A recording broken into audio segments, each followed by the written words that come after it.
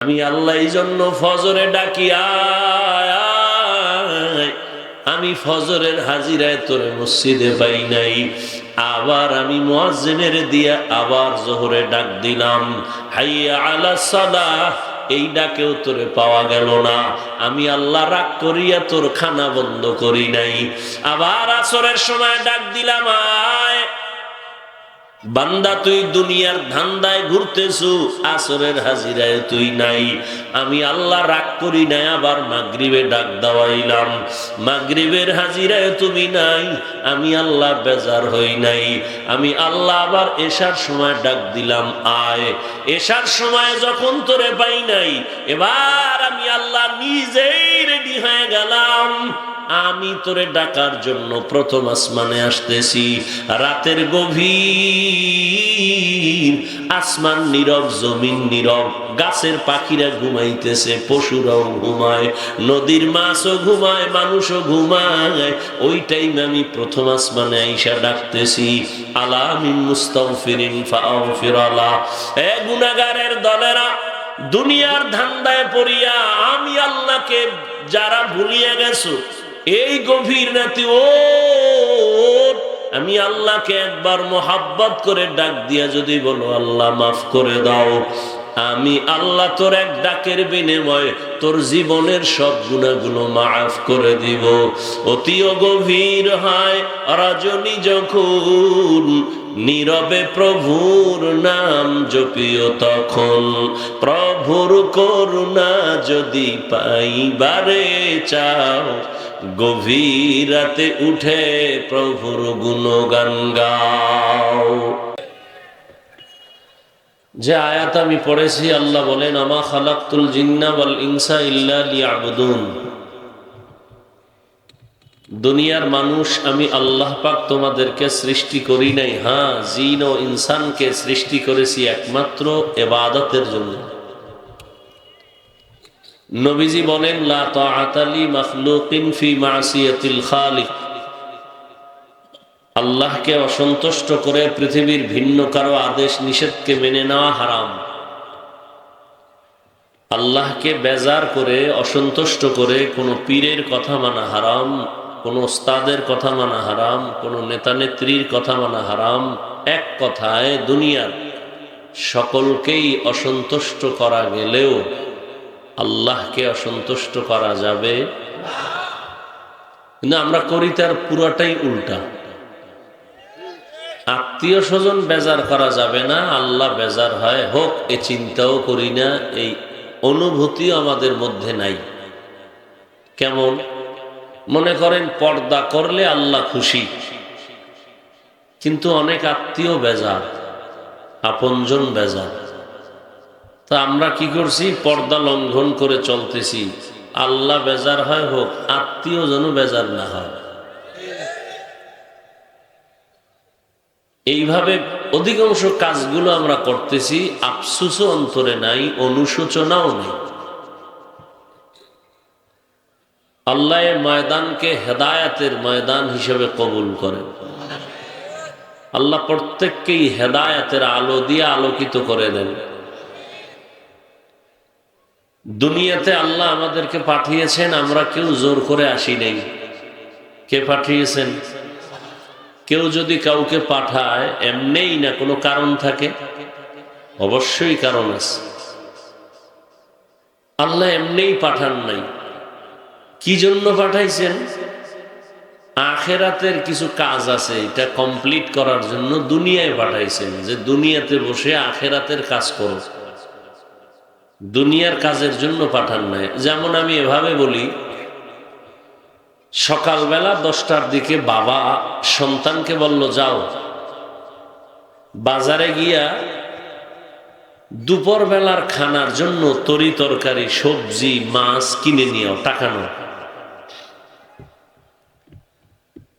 সন্তান টাকা নিয়ে বাজারে গেছে। বাজারে যাইয়া সে ঘুরতেছে, সুন্দর সুন্দর দোকান, বাতি দেখে টেখে এগুলি বিমোহিত অবস্থা। এরে যে কি জন্য পাঠাইছে ওটা ভুলে গেছে। ঘুরতে ঘুরতে মজা করতেছে, ঘুরতেছে, আড্ডা দিতেছে, রং তামাশা দেখতেছে, নাচ গান চলতেছে, কোথাও ক্যানভাসার চিল্লাইতেছে। এগুলো দেখতে গিয়া ওর যে আসল কাজ এটা ভুলে গেছে। শুধু ভুলছে এতটুকু না, হঠাৎ করে মনে পড়ছে, রে আমারে না বাজার করতে পাঠাইছিল, আমি কি করলাম?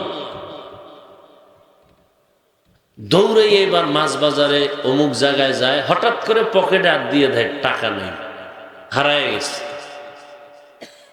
এইবার কঠিন পেরেশান হয়ে গেল যে খালি এত তো বাড়ি যাওয়া যাবে না, এক তো আমারও না খায় থাকতে হবে, আর বাবার বেতের বাড়িও খেতে হবে।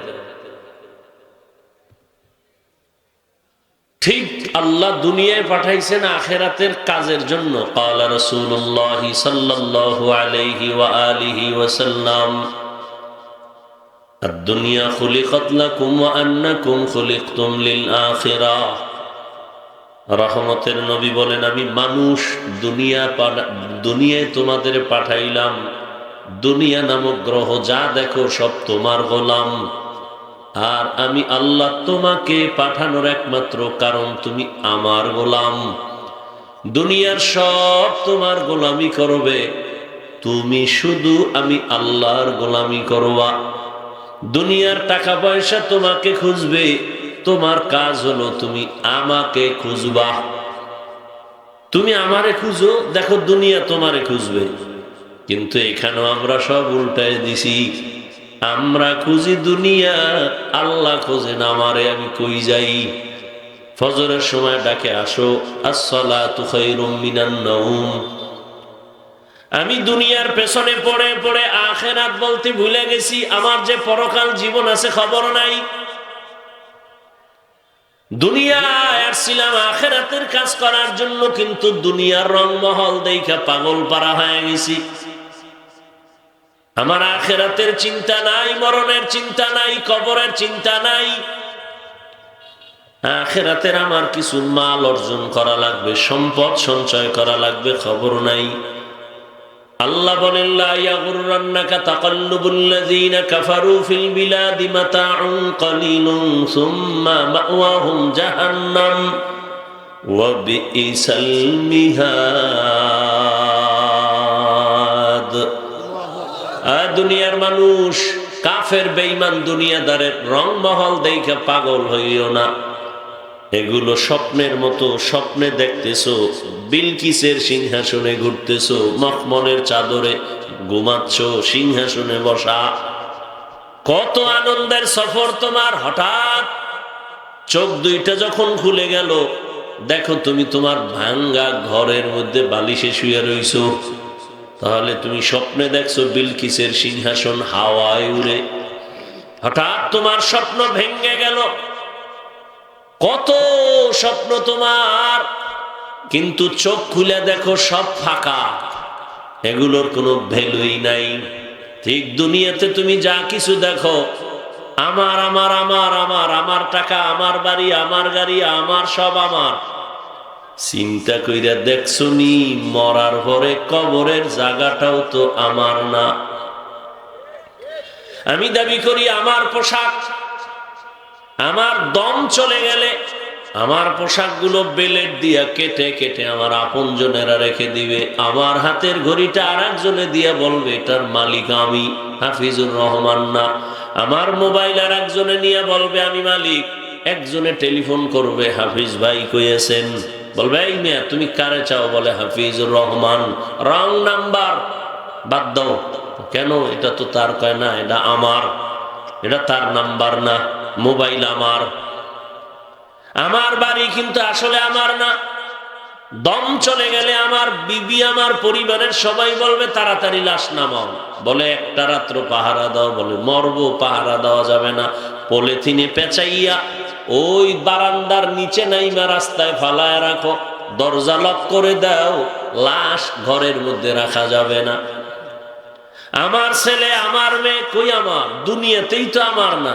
স্বার্থে আঘাত লাগলে সন্তান মা বাবার বিরুদ্ধে মামলা করে, মা বাবা সন্তানের বিরুদ্ধে মামলা করে, কেউ কারো আপন না। এরে আল্লাহর গোলাম, হিসাব মিলাও, এখনো সময় আছে। দুনিয়ার কিছুই না, যা দেখি সব স্বপ্ন। বিউটি পার্লারের সৌন্দর্যের যেমন কোনো স্থায়িত্ব নাই, সাময়িক সময়। দুনিয়াটাও তোমার আমার চক্ষু খোলা থাকা পর্যন্ত। মহামারী করোনায় কত বাহাদুর দুর্বল হয়ে গেল।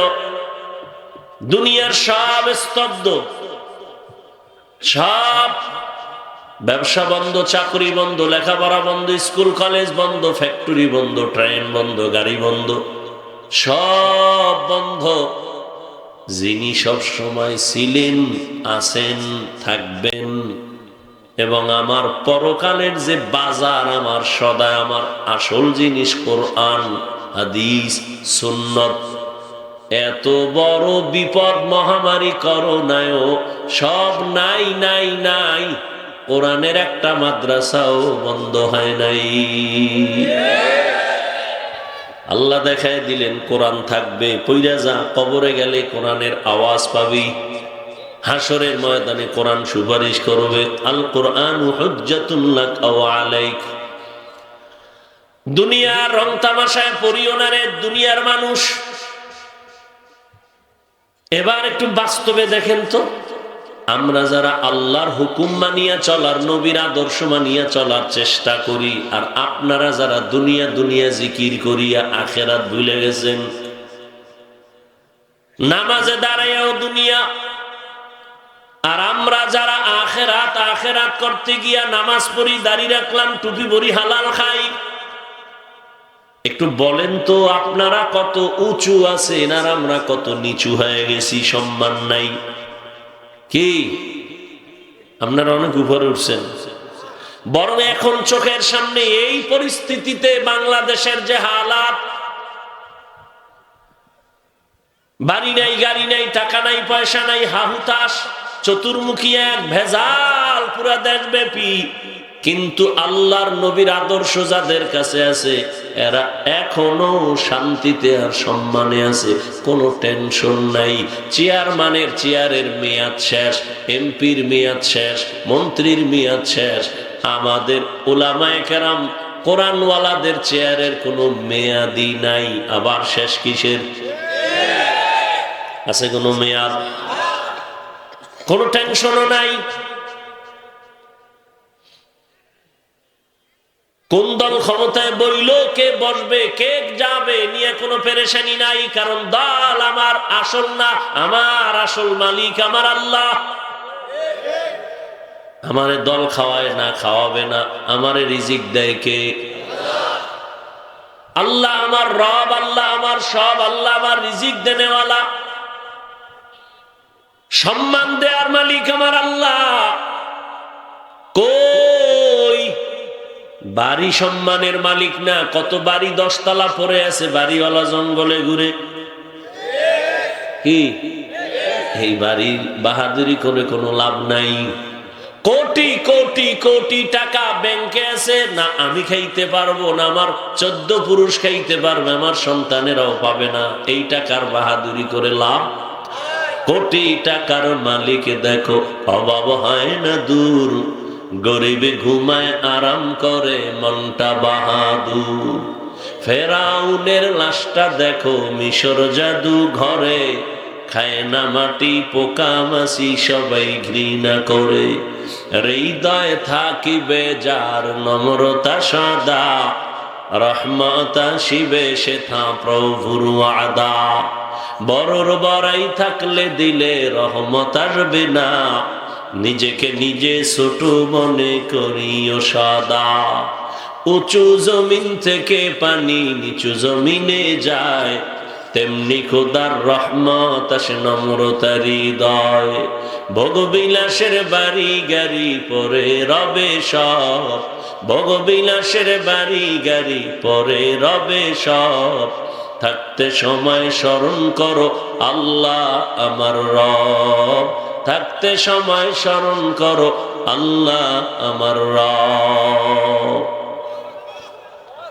আমার আব্বা আমার সাইরা দেয়, এই লাইন মতো না চললে তোর সাথে আমি নাই। আমার আম্মা পর্যন্ত আমার সময় মতো বিপদে পড়লে আর চিনে না। আমার স্ত্রী স্বার্থে আঘাত লাগলে আর আমাকে চাইনি না। চিন্তা করে স্বপ্ন দেখে ভিন্ন কোথাও যাব, হিজরত করব। আল্লাহ কয় বান্দা তোরে আমি সারি নাই, বড় আদর করে তোরে বানাইছি। আমি আল্লাহ পাক ফেরেশতা বানাইলাম, আদর করে বানাই নাই। জিন বানাইলাম, আদর করে বানাই নাই। আমি আল্লাহ মানুষ বানাইছি বড় আদর করে। বিশাল আসমান তোর জন্য বানাইলাম। আমি আল্লাহর কোনো কাজে লাগে না, আল্লাহর কাজে লাগে আসমান। আল্লাহ বলেন জমিনটা আমার কোনো কাজে লাগে না, ও গোলাম আমি তোর আরামের জন্য জমিন বানাইলাম। একটু তাকায় দেখ, আকাশের সূর্যটারে তোর গোলাম বানায় দিলাম, চন্দ্রটারে গোলাম বানায় দিলাম। তোর প্রয়োজনে বাতাস ফ্রি দিয়ে দিলাম, ব্যবহার কর। নিঃশ্বাসে সমস্যা, হসপিটালে যাও, পাইপ লাগাইয়া অক্সিজেন নাও, ৩-৪ ঘন্টার অক্সিজেন ১ লাখ টাকা, হিসাবহীন অনেক টাকা চলে আসে। আল্লাহ কয় আমি আল্লাহ তোর অক্সিজেন ফ্রি দিয়ে দিলাম, ১ টাকাও বিল চাইলাম না। তোর প্রয়োজন পানি, এই যে 1 বোতল পানি, দোকানে যাও 15-20 টাকা নিবে 1 বোতল পানি। আল্লাহ কয় তাকায় দেখ, আমি তোদের জন্য পানি ফ্রি করে দিলাম। এত পানি পান করছো, কোনোদিন আমি বিল চাই নাই।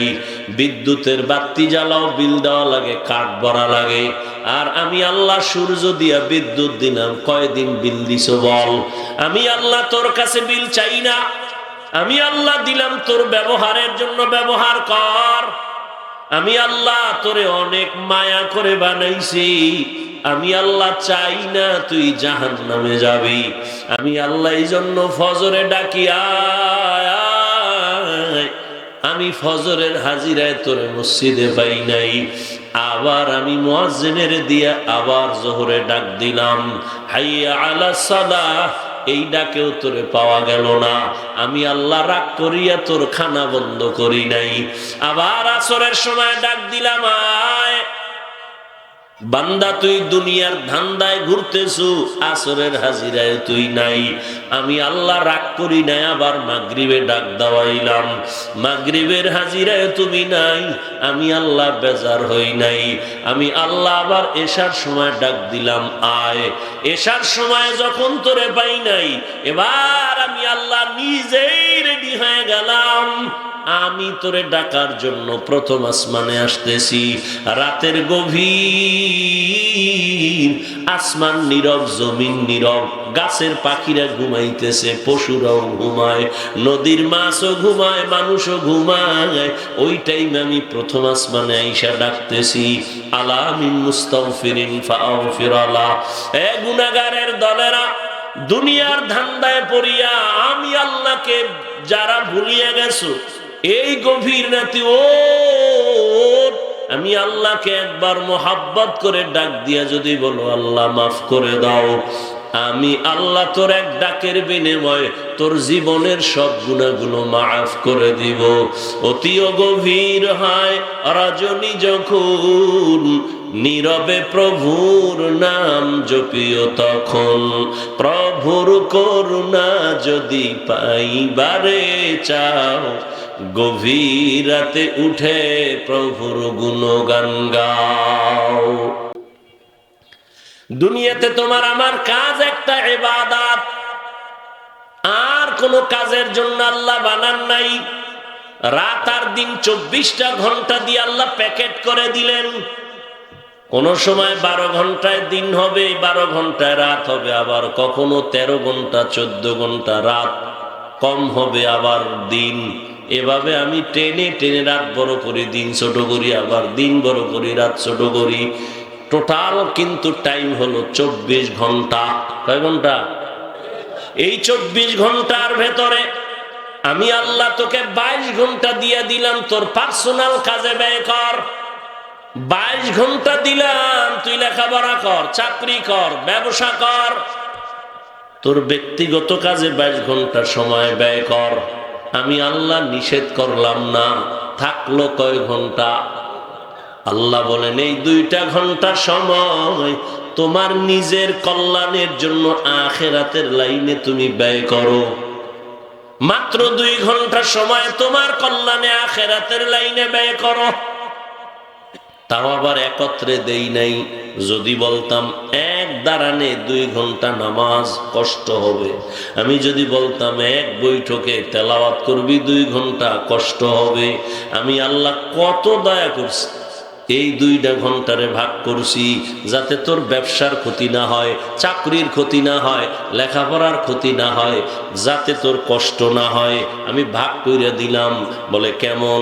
কয় ফজরের 4 রাকাত নামাজে 20 মিনিট দিয়া আরাম করে নাস্তা কইরা দোকানে যা, আবার জোহরের সময় সে গোসল করে খাইয়া আবার 10 রাকাতে 20 মিনিট সময় দে, আবার দোকানে যা, অফিসে যা, ব্যক্তি কাজগুলো করে ফেল, আবার আসরের 4 রাকাত নামাজে আইসা আবার 20 মিনিট সময় দাও, আবার তুমি তোমার দোকানে যাও, আবার মাগরিবের 5 রাকাত নামাজে আবার তুমি 20 মিনিট দাও, দিয়া তুমি আবার তোমার ব্যক্তিগত কাজে যাও, এশার 9 রাকাত নামাজে আবার 20 মিনিট দাও, এবার তুমি বাসায় যাও, বাসায় যাইয়া পরিবার সন্তানের সময় দিয়া এরপরে ঘুমাও, আবার ফজরের সময়টা 4 রাকাত নামাজ পড়ো, 20 minute 20 minute 20 minute 20 minute 20 minute দেওয়ার পরও তোর ব্যবসার ক্ষতি হবে এটা আমি চাই নাই। আমি আল্লাহ তোর ব্যবসার ক্ষতি করলাম না, চাকরির ক্ষতি করলাম না, লেখাপড়ার ক্ষতি করলাম না। এভাবে অল্প অল্প কইরা ঘুরাইয়া দেওয়ার পরেও যারা ঠিক মতো নামাজ পড়বি না, আমি আল্লাহ তোকে এমনেই ছেড়ে দিব না, করায় গন্ডায় পুরা পুরা হিসাব নিব। আমার আদালত রেডি আছে হিসাব নেওয়ার জন্য। এরে বান্দা, আমি আল্লাহ পাক এতটা তোর উপরে ছাড় দিলাম, দয়া করলাম, 5 বেলার নামাজে তোর 20 মিনিট করে সময় ব্যয় করো, বাকি সময় তুমি তোমার কাজে লাগাও। তো ফজর হইলে যদি দোকানে যাও, ওই যে তুমি 22 ঘন্টা তোমার ব্যক্তি কাজে লাগাইছো, যদি 2 ঘন্টার ডিউটি ঠিক মতো রাখো, এরপরে যদি ফজর পরে দোকানে যাও, মানুষের সাথে খারাপ ব্যবহার না করো, কাস্টমারের মিথ্যা কথা না বলো, ধোকা না দাও, মানুষের ফেরত দেওয়া মাল ফিরাইয়া টাকা দিয়া দিবি, ধোকা দিবি না। নামাজও পড়িয়া দোকানে গেছো, গল্প করো নাই। আল্লাহর রসুলকে আল্লাহ বলেন, জানায় দেন এই ব্যবসায়ীর ব্যবসার দ্বারা আমি জান্নাতের পথকে আসান করে দিব। নবী বলেন, রে ব্যবসায়ী, সৎভাবে যদি ব্যবসা করো, রহমতের নবী বলেন আমার সাথে জান্নাতে থাকবা। আতিনা ফি দারে দুনিয়া না হাসান, আতিনা ফি দারে উকবা না হাসান। যদি ঠিক মতো ডিউটি করিয়া তুই ব্যবসায় যাও, ব্যবসাও আমি ইবাদত বানাইয়া আমি আল্লাহ পাক নাজাতের রাস্তা খুলে দিব। যদি আমার ডিউটি ঠিক মতো করিয়া বান্দা তুমি যদি চাকরিতে যাও, ওটাকেও আমি ইবাদত বানায় দিব। ইবাদতের চাদরে গোটা দুনিয়ার মানুষ আটকানো, ইবাদত ছাড়া কোনো আলাদা কোনো কাজ নাই। তুমি বাথরুমে যাও, ইবাদত হিসেবে যাও। তুমি ঘুমাইলো, তোমার ঘুমটাও হবে ইবাদত। তুমি যদি হাসো তাও ইবাদত, কান্না করবা তাও ইবাদত। 2টা শর্তের বিনিময়ে। 1 নাম্বার শর্ত, আমি যা করব যা বলবো সব হবে আমার আল্লাহর সন্তুষ্টির জন্য। 2য় শর্ত, আমি যা করব যা বলবো সব হবে রাহমাতুল লিল আলামিনের আদর্শ অনুযায়ী। কার সন্তুষ্টি? আল্লাহ। আদর্শ কার? নবীজির। কার? নবীজির। নবীর আদর্শ মতো তুমি যদি দোকান করো, ব্যবসা করো, চাকরি করো, এটাও তোমার ইবাদতে গণ্য হয়ে যায়। নবীর আদর্শ মতে তুমি পানি পান করো, ইবাদতে গণ্য হয়ে যাবে, সওয়াব, ইবাদতের পরিণাম ফল জান্নাত। এটা কষ্ট, দুনিয়ার কাজে কষ্ট, আখেরাতের কাজে কষ্ট নাই।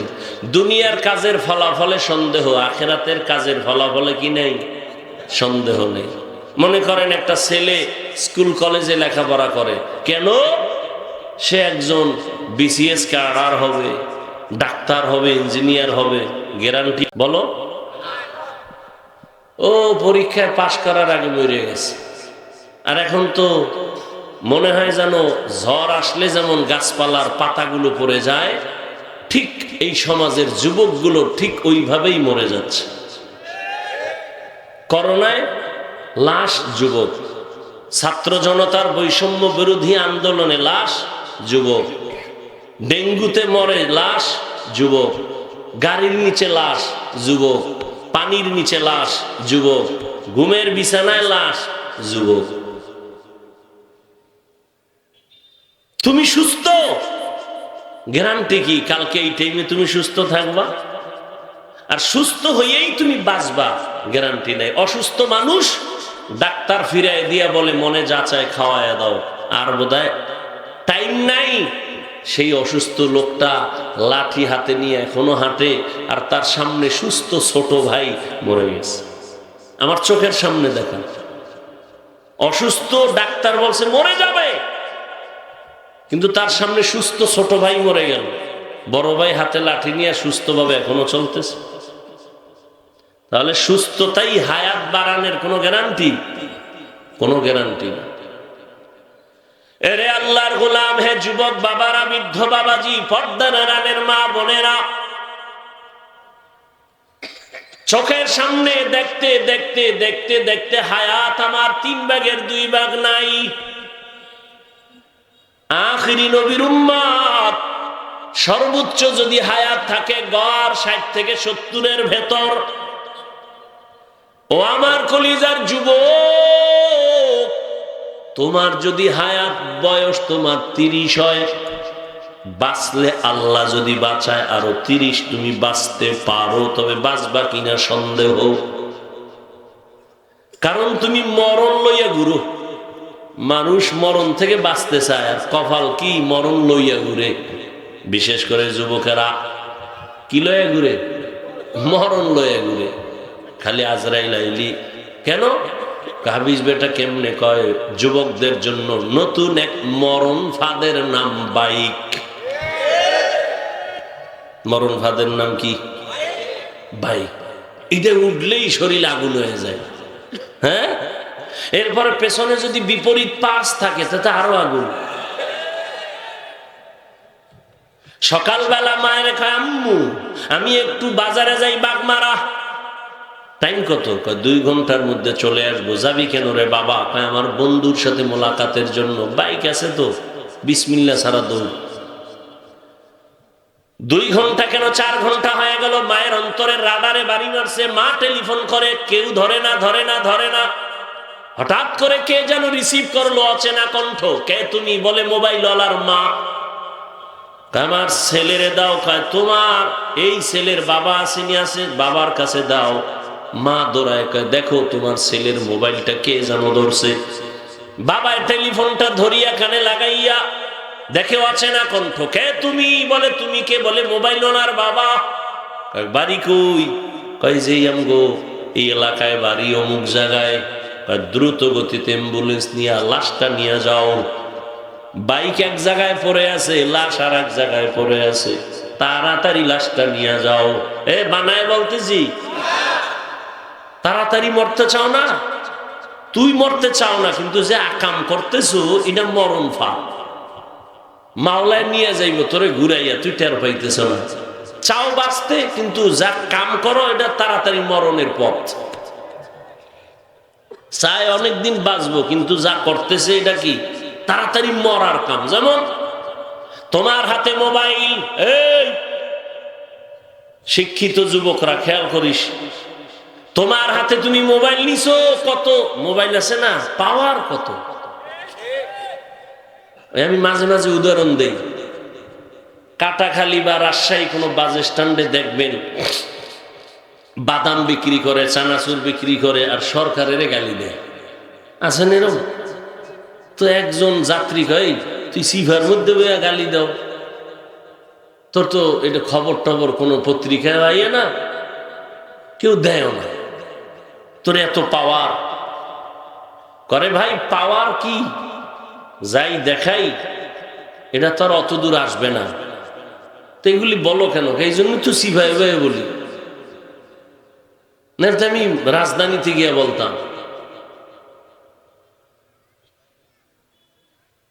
রাস্তায় হাতি হাঁটতেছে, যাই এক জায়গায় দাঁড়াইছে, একটা ব্যাং, ব্যাং চিনেন তো, ব্যাং, এটা হাতিরে লাথি মারতেছে। হাতিরে লাথি মারে ওটা ফাড়া দিলে ব্যাঙের রুশ থাকে না। একজনকে এই যে ব্যাঙের ভিতরে পাওয়ার কি দেখো তো, তদন্ত কমিটি করলো, খুঁজে টুইজা দেখে ব্যাঙের পাশার ভিতরে আইয়ুব খানের পয়সা লাগে না। এই পাওয়ারে হাতির সাথে লাথি, ফাঁকে ফাঁকে ফট করে একটা লাথি, ফট করে একটা লাথি। এখন আবার বাগমারার কেউ যদি কয় হাফিজ ভাই ঘটনাটা কোরআন শরীফের কত নাম্বার আয়াতে আছে, এরকম তারসেরা আছে, বহু তারসেরা বয়ে রয়েছে। মরাডার মারো কেন, কয় লড়ে কেন, আছে না? কয় ভাই দাওয়াত, আলহামদুলিল্লাহ, কয় তোর বাড়ি, কয় নাউজুবিল্লাহ। মোবাইল হাতে নিছো রে বাবা, চাইছো মোবাইল দিয়া বড় বাহাদুরির সাথে রাস্তায় চলবা, কেউ দেখলেই মোবাইল হাতে নিছো, মোবাইলটা নিয়ে কত সময় কাটাচ্ছ, মনে চাইছে বাঁচবা অনেকদিন, আল্লাহর কসম, কসমের কথা বিশ্বাস না করলে তোমার ঈমান দুর্বল। মোবাইল যারা হাতে নিছো, তোমার মরণটা খুব দ্রুত রেডি থাকো, কারণ এই মোবাইল তোমার মরণ আর এক ফাঁদ। আমি বলি খালি শুন, চিল্লেস না।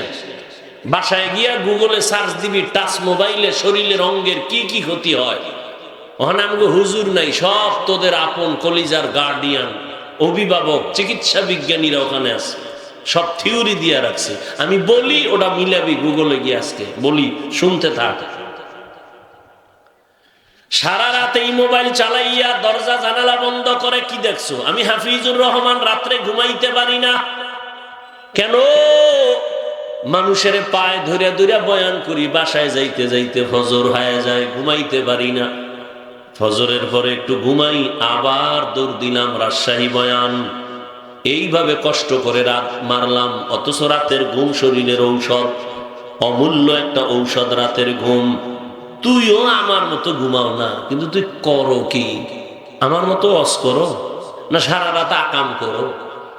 মোবাইলটা হাতের মধ্যে নিয়ে সারা রাত কবিরা গুনাহ, কবিরা গুনাহ, কবিরা গুনাহ দেখে দেখে এখন কে বলবে তোকে? আমি বলে দিলাম তোর চেহারার মধ্যে কোনো নূর নাই, চেহারাটা পুরাটাই মলিন অবস্থা, কোনো উজ্জ্বলতা নাই, কোনো আলো নাই। শুধু কি তাই, এই চেহারা নষ্ট করলেই মোবাইল, রাতের ঘুম নষ্ট। এরপরে এই মোবাইলের কারণে তোমার যৌবন শেষ, লেখাপড়াও ভাটা লাগছে, তোমার চরিত্রের তো নাই বললেই চলে। এবার আসো তোমার দেহ, এই মোবাইলের কারণে চোখের পাওয়ার নাই, কানের পাওয়ার কমছে, মেধা কমতেছে, হার্ট দুর্বল, কিডনি দুর্বল, এগুলো গুগলে সার্চ দিয়ে দেখবি। এরপরে বাস্তবে যদি দেখতে চাও হসপিটালে যা, গত বছরের কিডনির পার্সেন্ট দেখ, এইবার গিয়ে দেখবি কমতেছে। গত বছরের হার্টের হালাত দেখবা, এখন গিয়া দেখবে এক বছরে অনেক ড্যামেজ হয়ে যাচ্ছে। লেখাপড়া ধ্বংস, এই মোবাইলের কারণে তোমার মায়ের সাথে বেয়াদবি করেছো, কত সন্তান বাবার সাথে বেয়াদবি এই মোবাইলকে কেন্দ্র করে, কত সন্তান শিক্ষকের সাথে বেয়াদবি, আলেমের সাথে বেয়াদবি এই মোবাইলকে কেন্দ্র করে, কত সন্তান মায়ের টাকা চুরি করে, বাবার টাকা চুরি করে, না পারলে বন্ধুর পকেট মারে, বন্ধু যদি না দেয় দোকানে চুরি করার ষড়যন্ত্র কল্পনা করে। মোবাইলের কারণে তোমার জীবন শেষ, যৌবন শেষ, লেখাপড়া শেষ, চরিত্র শেষ। এখন তুমি যে আরো 30 বছর বাঁচবা, পঙ্গু হয়ে বিছানায় বাঁচতে হবে, কারণ যেই পরিমাণ তাজা পাঁচ তোমার দরকার ছিল আল্লাহ দিছিলেন, কিন্তু তুমি অকালে পাঁচ নষ্ট করে ফেলেছো, চোখের পাওয়ার নিজে নিজে নষ্ট করে ফেলেছো, কানের পাওয়ার নষ্ট করেছো, হার্ট দুর্বল করে ফেলেছো। এই মোবাইলের কারণে তোমার চরিত্র নাই, তোমার লেখাপড়া নাই। এখন আল্লাহ না করুন যদি এই মুহূর্তে কোনো যুবক মরে যাও, বালিশে মাথা লাগে একটু ভাবিস, হাফিজ ভাই কি বলে গেল। এখন যদি মরে যাও মনে হয় যেন মা অন্তরে খুশি হয়ে যাবে, কারণ একটা দুশ্চরিত্র ছেলে মরে গেল, আমি বড় বিপদ থেকে বেঁচে গেলাম, কারণ ওর চরিত্রের কারণে মানুষ আমারে লজ্জা দেয়, মুখ দেখাইতে পারি না। তাহলে 30 বছরের তোর অর্জন কি? মা বাবার বরদোয়া। তুই মরলে খুশি, শিক্ষক খুশি, আলেমরাও খুশি। তাহলে এই জীবনে কামাই করলি বরদোয়া। কিন্তু ভাব তো দেখাও তুই বড় বুজুর্গ বাহাদুর। তো কেমন কপাল নিয়ে দুনিয়াতে আসলা রে বাবা, যে মরে গেলে মা বাপ খুশি হবে তোমার চরিত্র এত খারাপ হয়েছে, শিক্ষক খুশি হবে তোমার চরিত্র এত দুর্বল। কে বলবে এই কথাগুলো? কে শুনবে? কে মানবে? এরে আল্লাহর বান্দা, আমিও তো তোমার মতো একটা যুবক, আমিও তো তোমার মতো পারতাম প্যান্ট শার্ট টাই লাগায় নাচ গান করতে, কেউ বাধা দিত না রে বাবা। এই যে আমি তোমাকে বয়ান করতেছি, একবারও কিন্তু বলি নাই আমি ঢাকার থেকে আসছি, আমি পাঁচকল্লিওয়ালা হুজুর, তুমিও পাঁচকল্লি দাও, না হয় তোমার কপাল খারাপ হয়ে যাবে। একবারও বলি নাই, ভয় করিও না, বলবো না। আমি কওমি মাদ্রাসার সন্তান, একবারও বলি নাই তুমি কওমি মাদ্রাসায় না পড়লে তুমি জাহান্নামে যাবে। আমি দাওয়াত ও তাবলীগের লাইনের সন্তান, আমি পীরের মুরিদ। আমি একবারও বলি নাই তুমি পীরের কাছে যদি না যাও, দাওয়াত ও তাবলীগে না যাও, তুমি জাহান্নামী হবে। একবারও বলি নাই।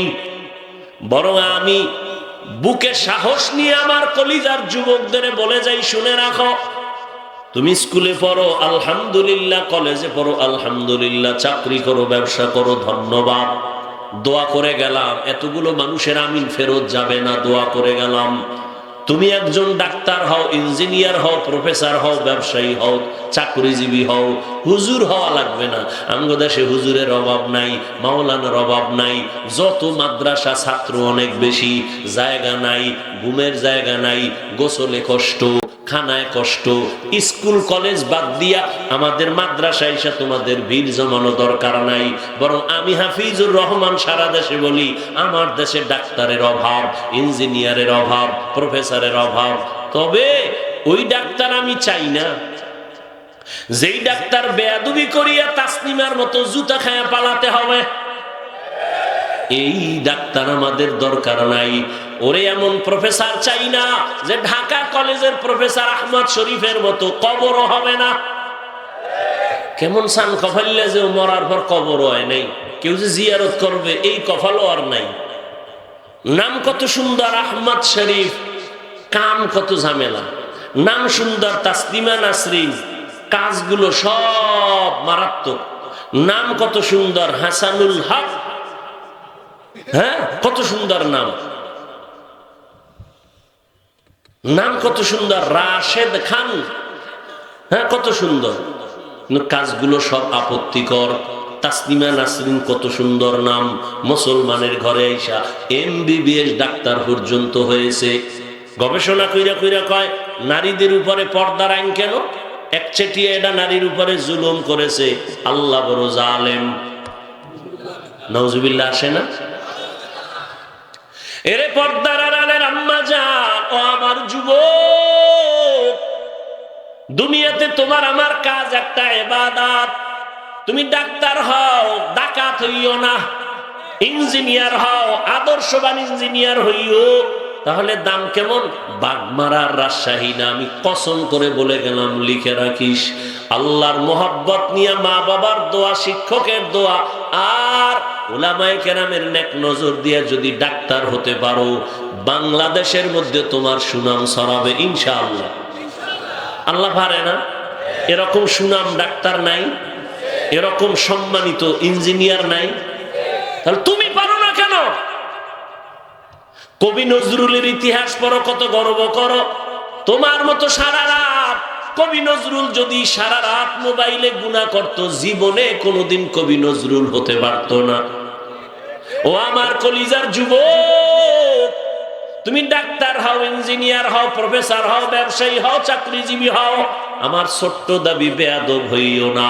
মা বাবার সাথে বেয়াদবি করবা না, মরার আগে জীবন নষ্ট হবে।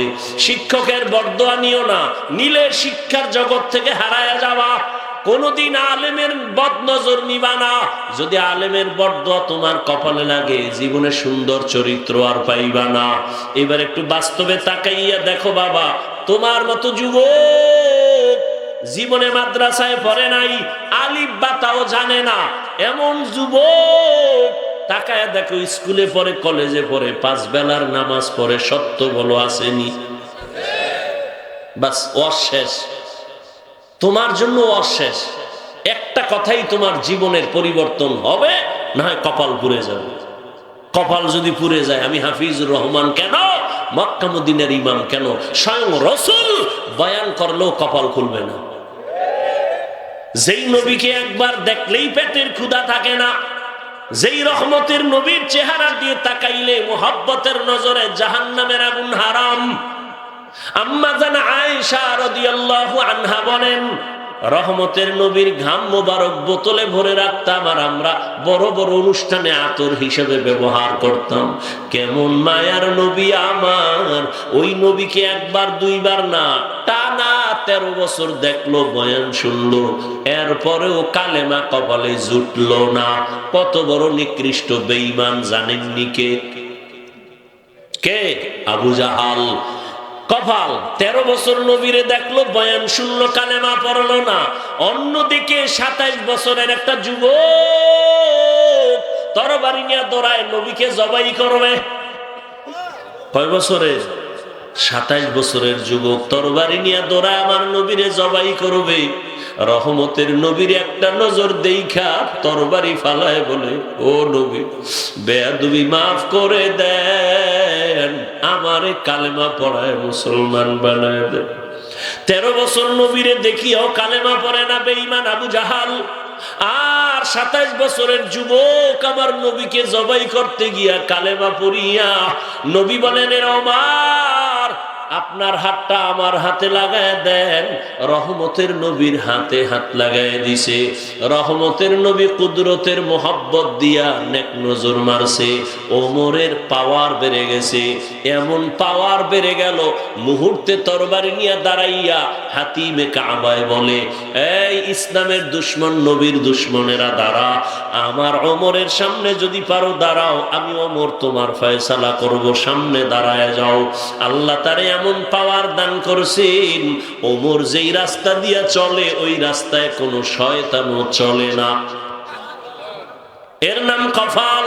ও আমার যুবক, তোমার জন্য আমার জীবনের শেষ কথা, তুমি যদি তোমার মতো যুবক যদি র্যাব, আর্মি, পুলিশ, বিডিআরের চাকরি করে, 5 বেলার নামাজ পড়ে, বলো বাবা তুমি কেন পারো না? তোমার মতো যুবক রাস্তায় গাড়ি চালায়, আজান হলে নামাজ পড়ে, বলো তুমি কেন পারো না? তোমার কপাল কেন এত খারাপ? তোমার কপালে কারো অভিশাপ লাগছে? কার বরদোয়া নিয়েছো তুমি?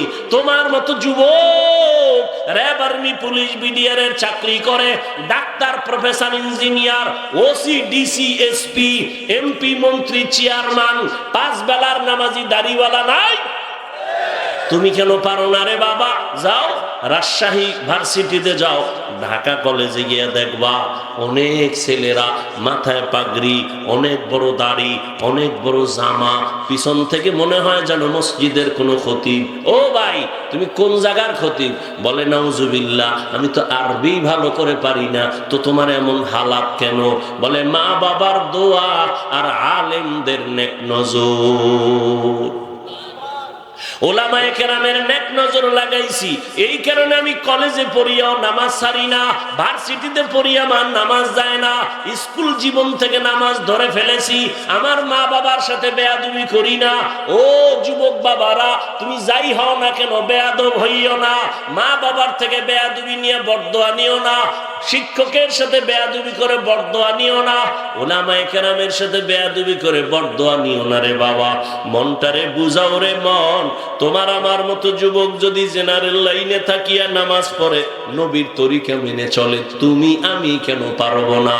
নদীর মধ্যে মাছ ধরে যুবক নামাজ ছাড়ে না, এই ময়দানে কৃষি কাজ করে যুবক নামাজ বাদ দেয় না, এই মাঠে গামছা বিছাইয়া নামাজটা পড়ে নেয়, তুমি কেন পারবা না?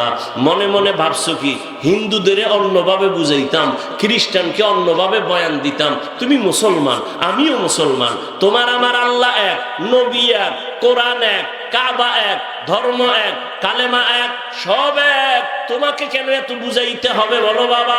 তোমরা ভাবছো কি ওই আল্লাহর কোরআন আমাদের মূল পুঁজি?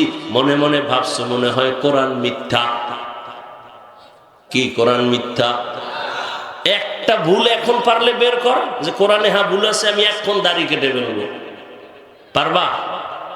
দুনিয়ার এই ১৫০০ বছরে কেউ পারে নাই। অনেক অপচেষ্টা করেছে মহাপণ্ডিতেরা, বরং বহু বিধর্মী কালেমা পড়ে মুসলমান হয়ে গেল। কিয়ামত পর্যন্ত আল্লাহর কোরআনের ভুল বের করতে কেউ পারবে না। এবার বলো কোরআন সত্য না মিথ্যা? ও আমার বাগমারার যুবক বাবারা, ও বৃদ্ধ বাবাজিরা, ও পর্দার আড়ালের আম্মা জানেরা, আপনাদের সন্তানদের যত বয়ান আমি শুনাইলাম এগুলো বাস্তবায়নের জন্য ও পর্দার আড়ালের মা আপনার দোয়া ছাড়া হবে না, আপনার নেক চেষ্টা ছাড়া কোনোদিন সম্ভব না। এই দুনিয়ায় যত ভালো সন্তান আছে মায়ের অবদানের কারণে। এরে আম্মা জান, এই কারণেই তো আপনাদের মর্যাদা বেশি।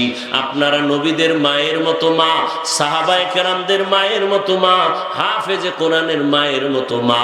আপনারা তো আয়েশা রাদিয়াল্লাহু আনহার মতো দামি নারী, আপনারা তো ফাতেমা রাদিয়াল্লাহু আনহার মতো দামি নারী, খাদিজা রাদিয়াল্লাহু আনহার মতো দামি নারী। এরে আম্মা জান, আপনার মতো কত মা এই অঞ্চলে এখনো আছে, খুঁজলে পাওয়া যাবে। নামাজ ছাড়ে না, বেপরদায় চলে না, মোবাইলে সময় নষ্ট করে না, স্বামীর মাল হেফাজত করে, সন্তানগুলো ভালো বানানোর মেহনত করে। ও আম্মা জানেরা, যারা এখনো পর্দা করেন না, নামাজ পড়েন না, মোবাইলে সময় নষ্ট করেন, স্বামীর মাল হেফাজত করেন না, কয়দিন আর এই দুনিয়ার বাহাদুরি, এখনো সময় আছে, তওবা করে নেন। ও আমার যুবক বাবারা, এত বয়ান, তাবলীগওয়ালাদের বয়ান, পীর মাশায়েখের বয়ান, জুমার দিন খতিবের বয়ান, এরপরেও কেন আপনাদের আমল সুন্দর হয় না? বুঝি না, কি আমরা ভুলে আছি নাকি আপনারা ভুলে আছেন তাও বুঝতেছি না। না হয় এত পাও ধইরা ধইরা বুঝানোর পরও কেন আপনি নামাজ পড়বেন না? হ্যাঁ, যদি যুবক বাবারা বলো হাফিজ ভাই আমরা ভালো আছি, আপনারা বেলাইনে, তাহলে বলো আমি তোমাদের লাইনে চলে আসি, দলিল দেখাও। আর যদি বলো না হাফিজ ভাই যতই চালাকি করি না কেন আপনারা উলামায়ে কেরামরাই সঠিক পথে আছেন, আমরা শয়তানের ধোকায় পড়ে নামাজ রোজা বাদ দিয়ে আমরা ভুলের পথে আছি, যদি বলতে পারো, আরে যদি বলো তাহলে আমি তোমাকে বলবো বাবা কি বললে তুমি দিনের পথে আসবা। আরে মানুষের শখ থাকে, নাচ গান দেখলে জানি কি মজা থাকে না শখ? ওই শখ আমার অন্তরও আছে, গুনাহের আকর্ষণ সবার মধ্যে আছে, কিন্তু আমি তো একবারও দেখলাম না, পর্দা ফালায় দিছি, আরো দোয়া চাই আল্লাহ যেন ওই থেকে ফিরায়। আর তোমার তো শখ মিটাইছো, কতবার নাচ গান দেখলা, কত রাত মোবাইল চালাইলা, কতবার পার্কে পার্কে ঘুরলা, মনে চাইছে নামাজ পড়বা না পড়ো নাই, মনে চাইছে দাড়ি কাটবা কেটে ফেলেছো। আরে ভাই কত, আর কি তোমার শখ এখনো মিটে নাই? আর কতদিন তুমি নামাজ ছাড়লে তোমার আশা মিটবে, তারপরে তওবা করবা? আর কতবার দাড়ি কাটলে তোমার আশা মিটবে, তারপরে তওবা করবা? জীবনে তো কম বেপরদায় চলো নাই, আর কতদিন বেপরদায় চললে তোমার মনের আশা পূরণ হবে, তারপরে তুমি তওবা করবা? এবং এটাও বলো তোমার হায়াতের আর বাকি কত, এখনো সময় আছে, তওবা করে নাও।